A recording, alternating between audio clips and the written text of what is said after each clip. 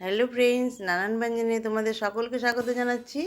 আমার দূরের বন্ধু কাছের বন্ধু, দেখো এখানে দুটো তাল না হয়েছে এবং তাল দুটো না অনেকটা বড় এবং খুব ভালো তাল দুটো।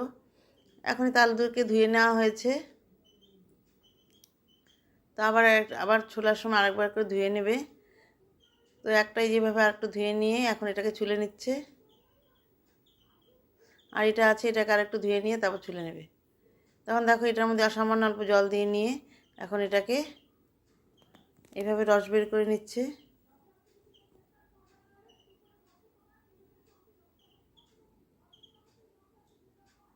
নিয়ে এই যে এইভাবে এখন ডলে নিচ্ছে চালনিতে। তো এইভাবে ডলে ডলে একটা তাল হয়ে গেছে।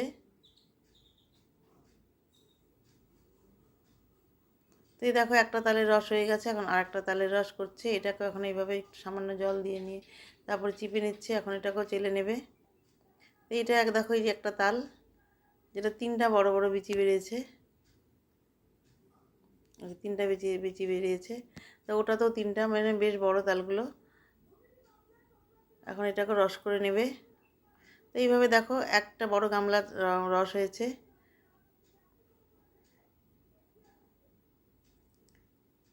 এখন এই রসটার মধ্যে একটু নারকেল কুড়া দিয়ে দিচ্ছে। তো ওর মধ্যে একটু নারকেলের ওই যে ছালটা থাকে না ভিতরে, ওটা পড়ে গেছে নারকেল আর কি।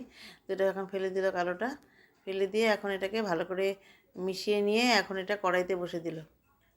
কড়াইটা কিন্তু অনেকটা বড়, তখন এই কড়াইটাতে বসিয়ে দিয়েছে, কারণ রস তো একটা গামলা ভর্তি। তো এখন এর মধ্যে এইভাবে নারকেল দিয়ে একটু মিলিয়ে নিচ্ছে, জাল দিচ্ছে আর কি।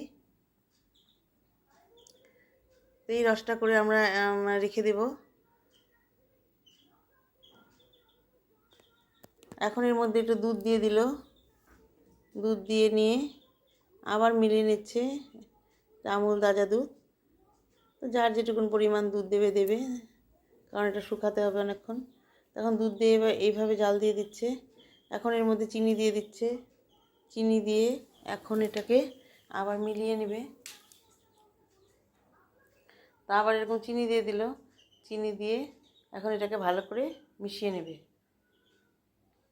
তো এখানে নারকেল, দুধ আর চিনি দিয়ে তালের রসটাকে মিলিয়ে নিচ্ছে।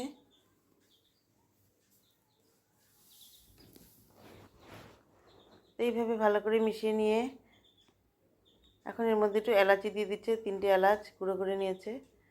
এখন এর মধ্যে এলাচ দিয়ে দিল, এলাচের গুঁড়ো দিয়ে এখন আবার ভালো করে মিশিয়ে নিচ্ছে।